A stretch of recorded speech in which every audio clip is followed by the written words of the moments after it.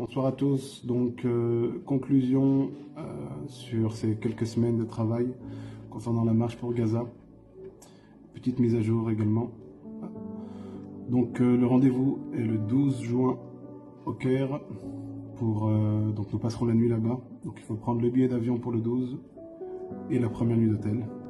Bien sûr, les frais, chacun doit les assumer. Le 13 au matin, des bus nous attendront pour nous emmener à El Arish. Et de El Arish, nous débuterons la marche de 11h à partir du 14. Donc cette marche, on va la faire en 3 jours. On marchera tôt le matin et tard le soir pour éviter les pics de chaleur. Il y aura de l'eau et de la nourriture. Donc il y a toute une coordination égyptienne avec laquelle on va collaborer. On n'a pas reçu de feu vert. On a donné la lettre. Donc chaque délégation, il y a 25 délégations. Chaque délégation a envoyé une lettre officielle à l'ambassade d'Égypte. Ici en Suisse, on a rencontré l'ambassadeur qui nous a bien accueillis très positivement, qui nous a promis d'envoyer la lettre immédiatement au gouvernement égyptien. Donc nous, on a fait notre travail, on a informé. On n'y va pas en cachette, on n'y va pas en sous-marin, on y va officiellement et pacifiquement. Donc la décision est claire, qu'il y ait un feu vert ou pas, on ira. Si on a le feu vert, la coordination sera certainement réalisée par le Croissant Rouge égyptien. Mais le temps court et on ne peut pas en fait attendre un feu vert qui peut-être ne viendra jamais. Donc on a pris cette décision d'y aller, quoi qu'il arrive. Dans le meilleur des cas, cette marche se fera comme convenu. Dans l'autre cas, on sera bloqué. Et on sera renvoyé chez nous. Mais il faut quand même tenter. Il faut tenter. En fait, il faut tout essayer. Et donc j'invite tout le monde, tous les citoyens, tous ceux qui sont en bonne santé, parce qu'il faudra quand même être en bonne santé. C'est pas une marche qui va être facile, il va faire chaud, ça va être difficile. Donc il faut quand même être prudent. Chacun y va de sa propre responsabilité. Nous ne sommes pas c'est pas le Club Med, nous ne sommes pas une agence de voyage. Il y a clairement un risque de tomber malade, il y a un risque d'être rapidement épuisé, il y a un risque de mal dormir, de mal manger, de ne pas manger à sa faim clairement, d'être bousculé, intimidé en tout cas. Alors, il n'y a pas de risque vital, clairement, on ne va pas dans un pays en guerre, on ne rentrera pas dans Gaza, on va en Égypte, donc on y va en tant que citoyen international et on y va pacifiquement. Donc, le risque ultime serait d'être bloqué, d'être renvoyé chez nous. Mais c'est pas une défaite. C'est pas une défaite ça, car médiatiquement, l'impact sera énorme. Donc, étant donné que le temps court, les billets doivent être pris maintenant. La première nuit d'hôtel doit être réservée. Et donc, le 12, on doit tous être présents, et le plus nombreux possible, pour répondre à cet appel de Gaza. Car oui, Gaza nous a appelés, oui, Gaza nous a envoyé une lettre officielle, d'ailleurs, que je vais publier, où ils nous appellent à venir marcher vers eux. Donc on répond à cet appel. Ces gens aujourd'hui meurent de froid, de faim. Ils meurent brûlés vifs. Ils meurent de manque de soins. Il n'y a plus d'hôpitaux. Récemment encore, l'hôpital européen, les urgences ont été détruites, les salles d'opération. Quelques semaines auparavant, c'était l'hôpital El Ahli, les urgences ont été détruites. Je veux dire, on a assez de preuves, on a assez d'éléments. On n'est plus maintenant dans la tentative de sensibiliser les gens. Maintenant, il faut agir. Il faut agir. Ok, il faut agir, il faut faire quelque chose. Donc, si quelqu'un a une meilleure idée, je suis tout oui.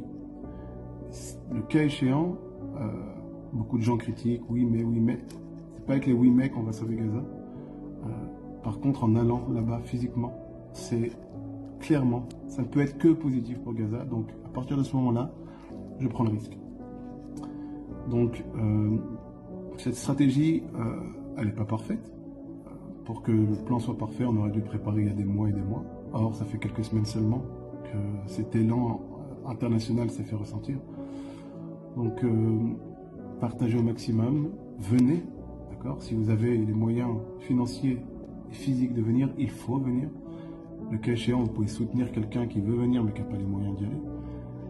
Et le minimum, ce serait de partager cette vidéo et d'en parler autour de vous. On n'a aucune intention négative envers le gouvernement égyptien, on veut au contraire collaborer avec eux.